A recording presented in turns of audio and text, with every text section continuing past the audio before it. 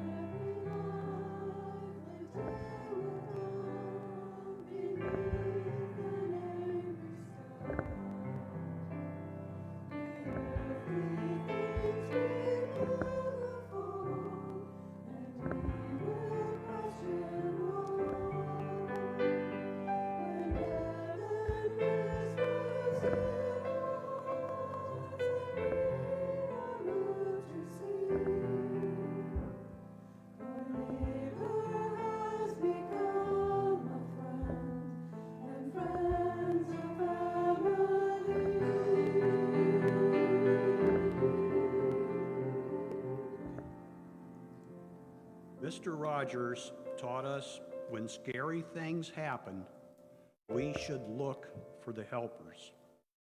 In Libya, in Morocco, Pensacola, Lahaina, and so many more, there were people who stood up to help one another, even when they themselves were injured.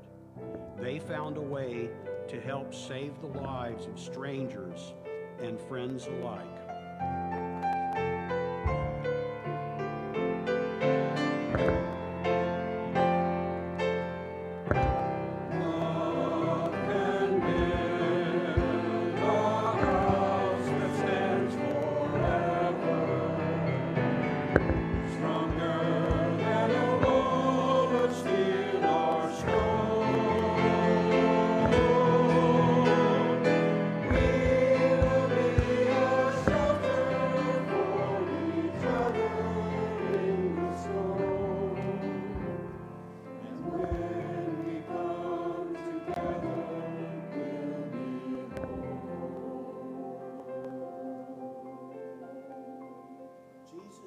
Us about a man who was beaten by robbers and left for dead on the road. Some people walked right past him, but then someone else came, a person from a totally different region than the injured man, who stopped, bent down, and carried the injured person to shelter, offering their every resource along the way. What kind of neighbor will you be?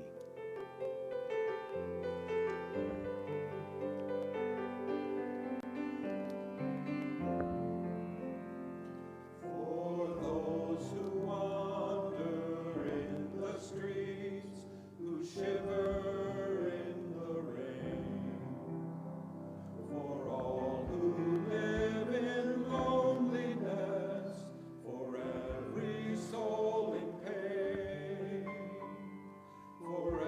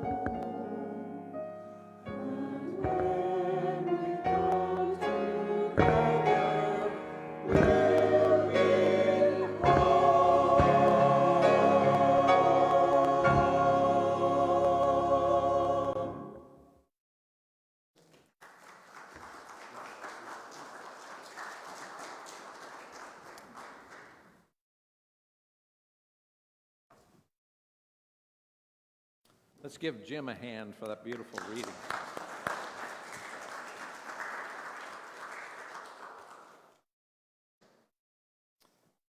Human beings can be so beautiful sometimes.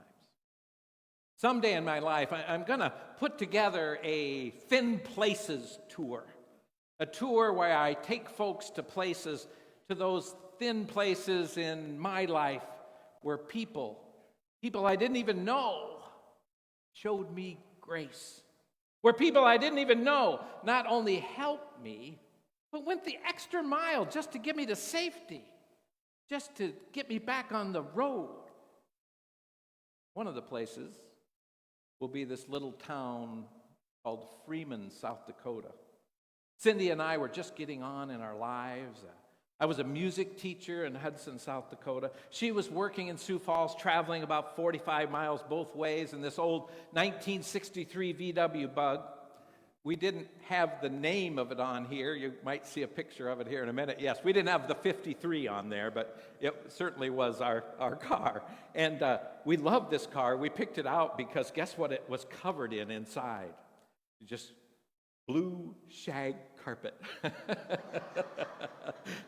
We had just had Ben, our first child. I was trying to make a few extra bucks on the side of my teaching job by being a football scout, of all things, for our football coach.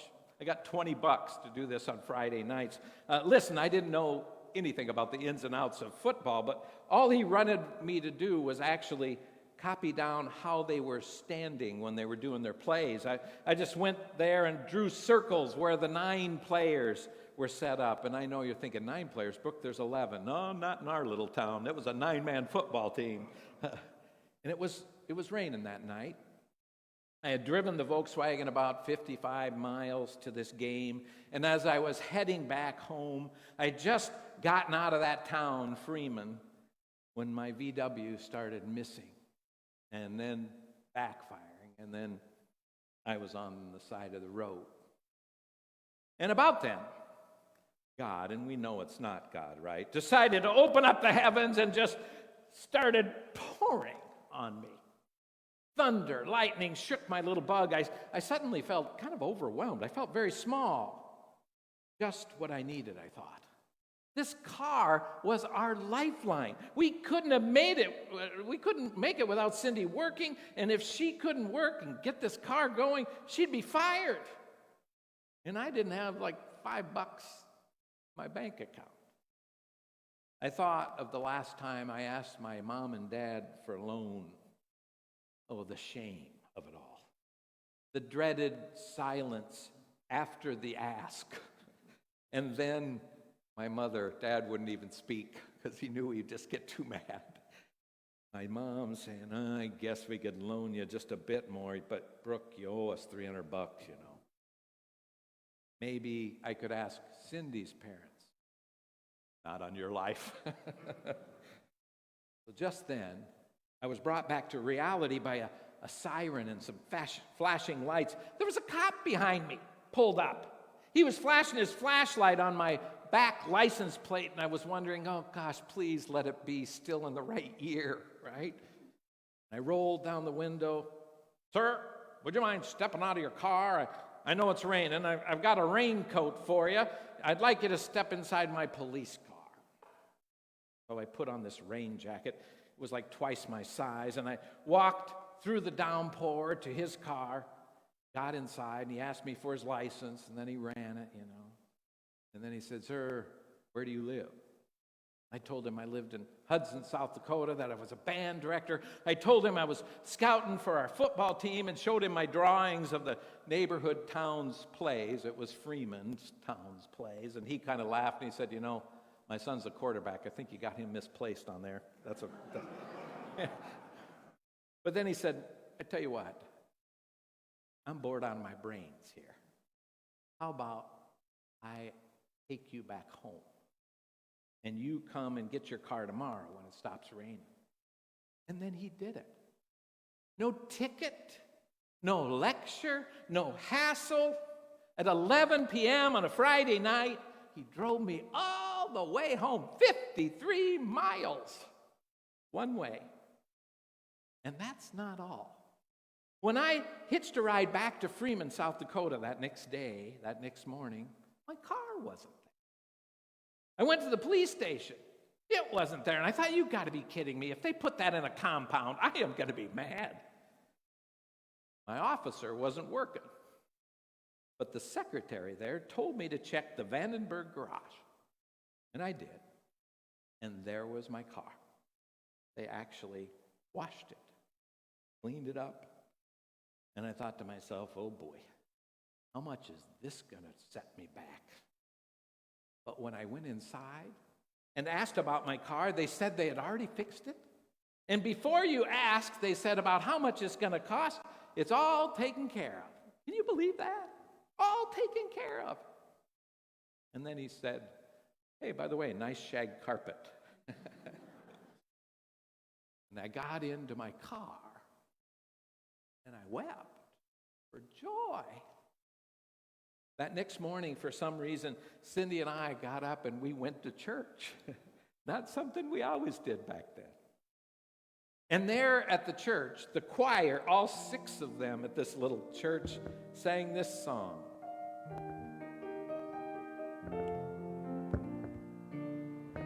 Beyond the mountains are the feet of him who brings good news,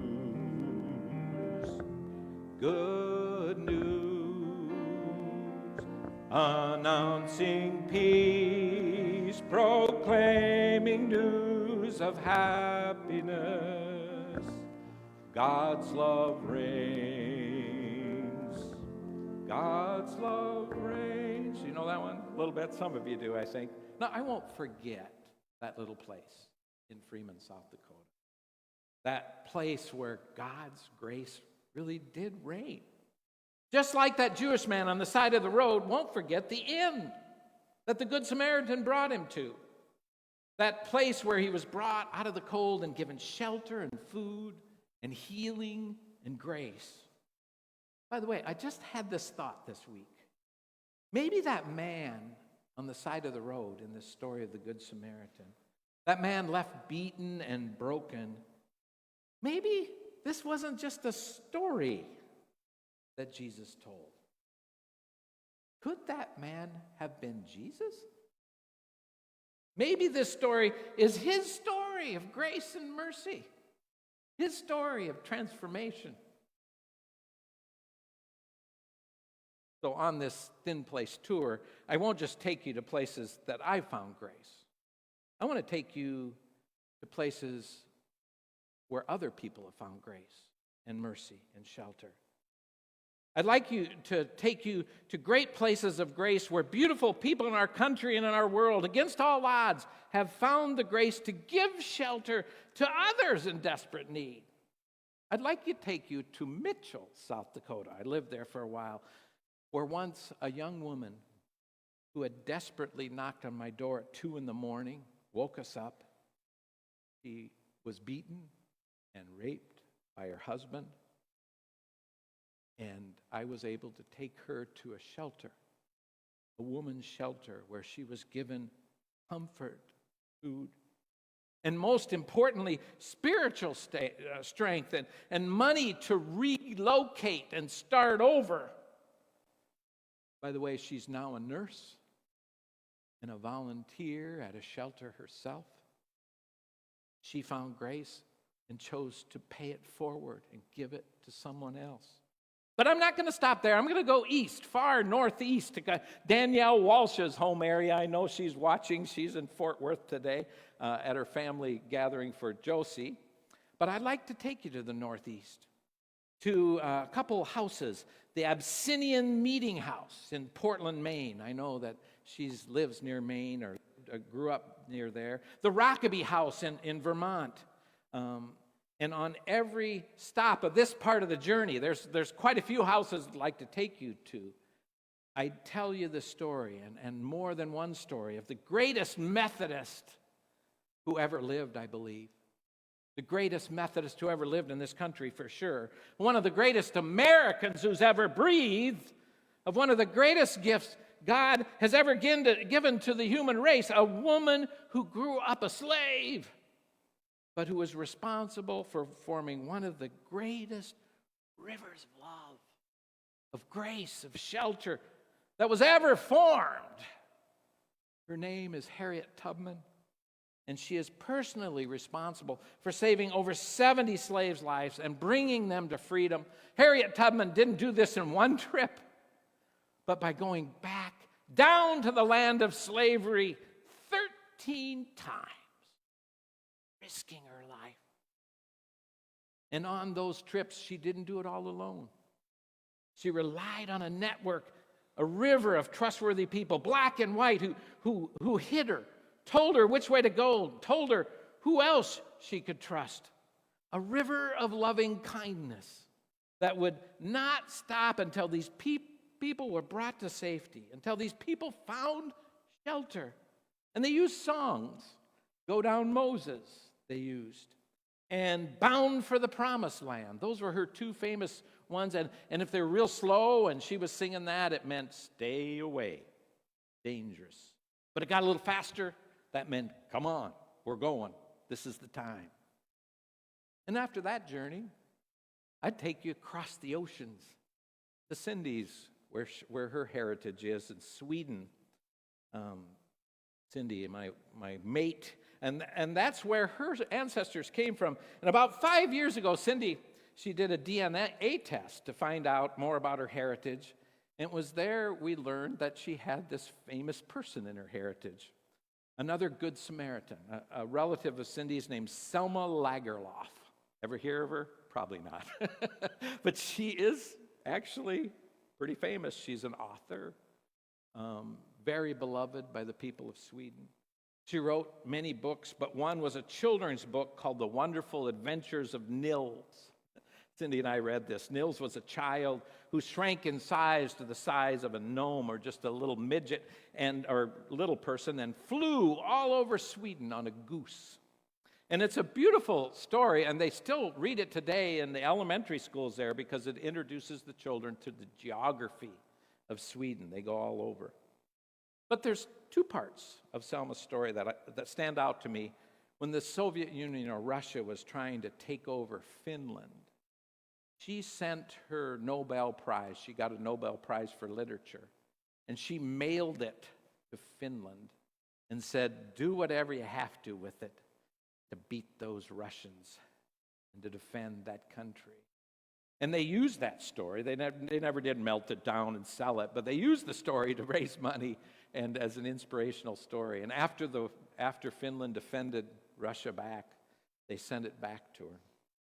But there's another part of the story, right at almost when she died, Selma, about a year before she died, she had this friend who lived in Germany in 1940, and she was a Jewish friend. And the Jews in Germany were being captured at that time, put in gas chambers. And Selma used all of her political clout to influence the Swedish royalty. And in 1940, just 100 days before she died, on the last plane out of Germany, her friend and her family were on that plane. And they got to Sweden. And their families are still alive because of her sacrifice.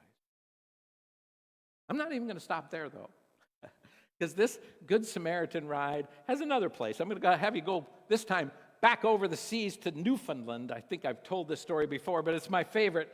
It's in Newfoundland, in this little mining town of St. Lawrence. Lanier Phillips, this is where he found his purpose in life, where he found hope. Lanier was a black man who lived in rural Georgia, Lithonia, Georgia, during the 20s and 30s. His grandma and grandpa were slaves, had been slaves. His mom and dad were sharecroppers.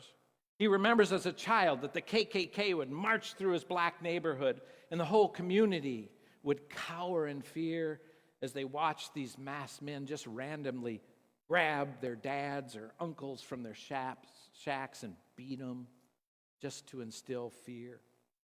But when World War II came along, Lanier signed up to be a soldier because the The armed forces were more integrated, and he thought he had a chance of some equality there. He thought he'd have a chance, but he was placed in the Navy, and some parts of the Navy during that time, they didn't allow for integration. And he was so disappointed, he was put on the Truxton, and he thought he was going to be, one of the folks, right? But he was put down below, and he was just basically a servant. He washed clothes for the officers. He cleaned and shined their shoes. They couldn't eat in the same place as all the white folks. And he was really disappointed. But in 1942, the Truxton headed up north, and they got into this big storm, and their ship got wrecked up against the shore in Newfoundland. And there was a fierce storm, and the ship was broken in two because of that and just started to sink. So all of the folks had to jump off. There was 156 men aboard, and so they either got on little boats and rafts or they jumped and tried to swim it. It was in the winter, raging storm. Phillips jumped and found a raft, but a lot of his black companions refused to leave because they were afraid of what the town residents might do to them when they landed. But Phillips got on a raft, and he finally got to shore, and he found this little shack, and he just collapsed. And two miners, white miners from the little town of St. Lawrence, came by on a sled and happened to check it, and there he was. They put him on the sled, and they took him to a hospital that they had, a makeshift hospital there, and this nurse, her name was Violet Pike, started working on him. And she couldn't figure out what this oil was on his skin. So she took a brush and she kept trying to clean his skin because she thought it was oil, and she was just rubbing in there hard. And Rainier Phillips was sleeping, and because of the pain, he woke up and he said, "Ma'am, what in the world are you doing?" And she said, "Well, I'm trying to get this oil off your skin." And he said, No, that's not oil. That's the color of my skin. And he thought about how risky that was. Afterwards, he thought, maybe I'll be thrown out. He thought for sure he wouldn't be in the hospital very long. But this gal, Violet Pike, took him to her home because there wasn't enough room there in the inn or the hospital, and she took care of him. And there he was treated like royalty. He got to sit at the dining room table. He got the food first. He got the second helpings first. They treated him like a guest. They talked to him like he was a friend. They bought and made new clothing for him. He, for the first time in his life, he says, I received grace and dignity from white folks. He went on to say that this was a moment of awakening for him. He later said that humanity showed him in St. Lawrence changed his entire philosophy of life. It gave him dreams and ambitions. It gave him a newfound sense of self-worth, and it made him realize that he could truly shape his own history. Later on, he began to apply for sonar school in the Navy. And he was refused 13 times because he was black, but he kept at it. And on the 14th time, they were so tired of him, they decided to let him go for it. None of them thought he could get through the school, but he did, and he became the first sonar technician who was black in the Navy. And later on, he became a huge spokesperson for civil rights for all Americans.